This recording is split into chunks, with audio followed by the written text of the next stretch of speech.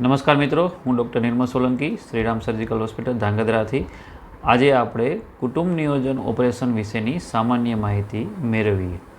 કુટુંબ નિયોજન ઓપરેશન કોણ કોણ કરાવી શકે છે? તો સ્ત્રી અને પુરુષ બંને પણ કુટુંબ નિયોજન ઓપરેશન કરાવી શકે છે.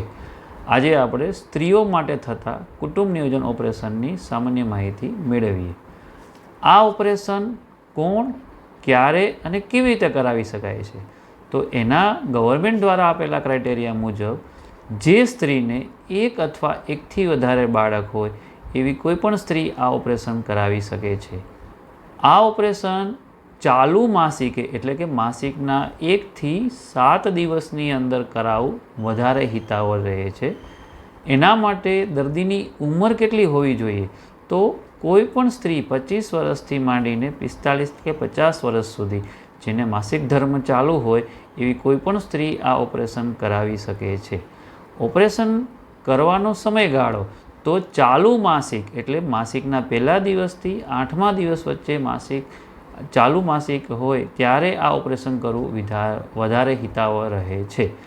જો આ ઓપરેશન માસિકના 8મા દિવસથી 20 દિવસ વચ્ચે એટલે કે મિડ સાયકલમાં જો કરવામાં આવે તો ઓપરેશન ફેલ જવાના ચાન્સીસ વધારે રહે છે, પ્રેગ્નન્સી રહેવાના ચાન્સીસ વધારે રહે છે. માટે આ ઓપરેશન ચાલુ માસિકના 1 દિવસથી 8 દિવસ વચ્ચે કરાવવું હિતાવહ રહે છે. ઓપરેશન માટે સરકારશ્રી દ્વારા મિનિમમ 1 બાળક હોવું જરૂરી છે. 1 અથવા 1થી વધારે બાળકો હોય એવી કોઈ પણ સ્ત્રી આ ઓપરેશન કરાવી શકે છે. ઓપરેશન કેવી રીતે કરવામાં આવે છે? તો ઓપરેશન લેપ્રોસ્કોપિક ટ્યુબલ લાઇગેશન એટલે કે દૂરબીનથી પણ કરવામાં આવે છે અને મિની લેપ એબ્ડોમિનલ ટ્યુબલ લાઇગેશન એટલે ટાંકાવાળું, સામાન્ય ભાષામાં જેને આપણે ટાંકાવાળું ઓપરેશન કહીએ છીએ, એ બંને રીતે કરવામાં આવે છે.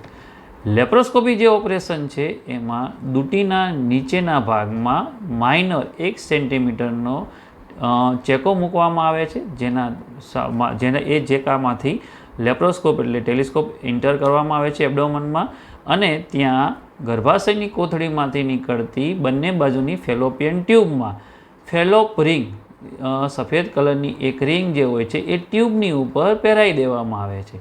ખૂબ જ સરળ 5 થી 10 મિનિટનું આ ઓપરેશન છે, જેમાં દર્દીને ફક્ત દૂટીના નીચેના ભાગમાં જ્યાં ચેકો આપણે મૂકીએ છીએ ત્યાં જ લોકલ એનેસ્થેસિયા આપવામાં આવે છે અને 10 મિનિટમાં આ ઓપરેશનની પ્રોસિજર સંપૂર્ણ પૂરી થઈ જાય છે. બીજી પદ્ધતિ એટલે એબ્ડોમિનલ ટીએલ, જે સાદી ભાષામાં આપણે ટાંકાવાળું ઓપરેશન કહીએ છીએ. તેમાં ફેલોપિયન ટ્યુબને કાપી નાખવામાં આવે છે અને તે બંને બાજુના એન્ડને સૂચર મટીરિયલથી બાંધવામાં આવે છે. સરકારશ્રી દ્વારા હાલ લેપ્રોસ્કોપિક ટ્યુબલ લાઇગેશનને વધારે પ્રમોશન આપવામાં આવે છે, કારણ કે આ ખૂબ જ સરળ પદ્ધતિ છે. ઓપરેશનનો સમયગાળો પણ એકદમ ટૂંકો 5 થી 10 મિનિટનો છે અને ભવિષ્યમાં કોઈ પણ અનિચ્છનીય બનાવ બને, ધારો કે દર્દીના બાળકોને કોઈ પણ પ્રકારની પ્રોબ્લેમ થાય અને કોઈ બાળક એક્સપાયર થાય છે અને દર્દી પોતે ઓપરેશન પાછું ખોલાવવા માંગે છે, તો લેપ્રોસ્કોપિક ટ્યુબલ લાઇગેશન સર્જરી એટલે દૂરબીન દ્વારા થતું કુટુંબ નિયોજન ઓપરેશન ખોલવું વધારે હિતાવહ રહે છે, કારણ કે એ ઓપરેશન ખોલ્યા પછી પ્રેગ્નન્સી રહેવાનો સક્સેસ રેટ 100% છે. આપણે જેટલા પણ ઓપરેશનનું ખોલ્યા છે એ દરેકને પ્રેગ્નન્સી રહેલી છે. જ્યારે હાથવાળું એટલે એબ્ડોમિનલ ટીએલ, જે મિની લેપ એબ્ડોમિનલ ટીએલ સર્જરી છે, જેમાં ટ્યુબ કાપી નાખવામાં આવે છે, એમાં ઓપરેશન ખોલ્યા પછી પ્રેગ્નન્સી રહેવાના સક્સેસ રેટ લેપ્રોસ્કોપી કરતાં ઓછા છે.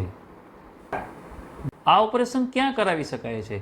તો સરકારશ્રી દ્વારા પ્રાઇવેટ હોસ્પિટલો કે જેમાં લેપ્રોસ્કોપિક પેનલ સર્જન અને લેપ્રોસ્કોપિક ઓપરેશન માટેની ફેસિલિટી હોય ત્યાં ઓપરેશન થઈ શકે છે.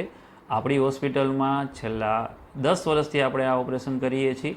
મારા દ્વારા અત્યાર સુધીમાં ગવર્મેન્ટ અને પ્રાઇવેટ સેક્ટરમાં 60,000થી વધારે લેપ્રોસ્કોપિક ટ્યુબલ લાઇગેશન ઓપરેશન થઈ ચૂક્યા છે, જેમાં 100% સક્સેસ રેટ છે. કોઈપણ જાતનું કોમ્પ્લિકેશન થતું નથી અને દર્દી 2 થી 3 કલાકની અંદર ઓપરેશન કર્યા પછી પોતાના ઘરે જઈ શકે છે અને 6 કલાક પછી પોતાની રૂટીન એક્ટિવિટી બધી જ કરી શકે છે. આ ઓપરેશન લોકલ એનેસ્થેસિયામાં એટલે ઉપરના ભાગે જ્યાં આપણે ચેકો મૂકવાના છીએ ત્યાં એકલો ભાગ ખોટો પાડીને ઓપરેશન કરવામાં આવે છે. એટલે 2 થી 3 કલાક પછી દર્દી પોતાની મેળે ચાલીને પોતાના ઘરે જઈ શકે છે. ઓપરેશન કર્યા પછી દર્દી પોતાનું કામ ક્યારે કરી શકે છે? તો આ ઓપરેશન કર્યા પછી 2 થી 5 કલાક પછી દર્દીને પોતાની રૂટીન બધી જ એક્ટિવિટી કરી શકે છે. જમવાનું ક્યારે આ દર્દીને આપી શકાય છે? તો 2 કલાક પછી દર્દી પોતાનો હળવો ખોરાક લઈ શકે છે અને 6 કલાક પછી રૂટીન જે પોતાની ડાયટ લેતા હતા, રૂટીન જે ખોરાક લેતા હતા એ બધું જ ખોરાક લઈ શકે છે. માન્યતાઓ આ ઓપરેશન સાથે રહેલી છે જે આપણે સમજીએ કે આ ઓપરેશન કયા સમયગાળા દરમિયાન કરવામાં આવે. તો મોસ્ટલી બધાની માન્યતા એવી હોય છે કે શિયાળામાં ઠંડીના ટાઈમમાં ઓપરેશન કરવું વધારે હિતાવહ રહે છે. પરંતુ આમાં કોઈ જ એવો ઠંડી, ગરમી, શિયાળો, ઉનાળો, ચોમાસો એવું કોઈ પણ ક્રાઇટેરિયા હોતો નથી. દર્દી ગમે ત્યારે ગમે તે સમયે આ ઓપરેશન કરાવી શકે છે. ફક્ત એનો માસિક ધર્મ નિયમિત હોવો જરૂરી છે. બીજું, ઓપરેશન કર્યા પછી ક્યારે પોતાનું કામ કરી શકે છે? તો રૂટીન એક્ટિવિટી 3 થી 4 કલાક પછી કરી શકાય છે. હેવી ડ્યુટી એટલે જે મજૂર વર્ગ છે, જે લેબરર છે, એ પોતાનું કામ આ ઓપરેશન કર્યાના 7 કે 8 દિવસ પછી, જ્યારે આપણે ઉપરનો જે સ્ટીચ તોડીએ છીએ એના પછી એ 7 કે 8 દિવસ પછી પોતાનું હેવી લેબર વર્ક પણ કરી શકે છે. આ ઓપરેશન બિલકુલ નિઃશુલ્ક છે. સરકારશ્રી દ્વારા પ્રાઇવેટ હોસ્પિટલો જે પેનલ સર્જન છે અને પેનલ હોસ્પિટલ છે તેમાં બિલકુલ નિઃશુલ્ક પ્રમાણે કરવામાં આવે છે. આપણી હોસ્પિટલમાં આપણે ટોટલી કોઈપણ પ્રકારનો ચાર્જ લીધા વગર નિઃશુલ્ક ઓપરેશન કરીએ છીએ અને સામે દર્દીને સરકારશ્રી દ્વારા 1000 રૂપિયા પુરસ્કાર સ્વરૂપે આપવામાં આવે છે, જે આપણે છેલ્લા 10 વર્ષથી આ કરીએ છીએ. પણ જે આપણા તાલુકામાં, આપણા સુરેન્દ્રનગર જિલ્લામાં પણ આ ઓપરેશન જે સરકારશ્રી દ્વારા માન્ય ગવર્મેન્ટ હોસ્પિટલ છે, તાલુકા હોસ્પિટલ છે, તેમાં પણ આ ઓપરેશન કેમ્પ સ્વરૂપમાં કરવામાં આવે છે. આ ઓપરેશન કર્યા પછી કોઈ પણ પ્રકારની કોમ્પ્લિકેશન થતું નથી. દર્દી પોતાની મેળે બધું જ કાર્ય કરી શકે છે. 10 દિવસ પછી સ્ટીચ કાઢ્યા પછી લોકલ હાઇજીન એટલે કે જે જગ્યાએ ઓપરેશન કર્યું છે એ જગ્યાના ટાંકાવાળી જગ્યામાં સાફ સફાઈ રાખવાની. 1.5 મહિના પછી દર્દીને જો માસિક ધર્મ ના આવે તો જે તે હોસ્પિટલમાં બતાવવા જવાનું અને સારો ખોરાક, હેલ્ધી ખોરાક લેવાની એડવાઇસ આપવામાં આવે છે.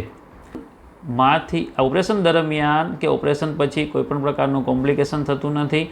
આપણી હોસ્પિટલમાં આપણે 100% સક્સેસ રેટ સાથે આ ઓપરેશન કરેલા છે. અત્યાર સુધીમાં 60,000થી વધારે મારા દ્વારા ગવર્મેન્ટ અને પ્રાઇવેટ સેક્ટરમાં ઓપરેશન થયેલા છે. તો જેને પણ ઓપરેશન કરવું હોય તે ગમે ત્યારે આવી શકે છે, સંપૂર્ણ માહિતી મેળવી શકે છે અને નિઃશુલ્કપણે આ ઓપરેશન કરાવી શકે છે. નમસ્કાર.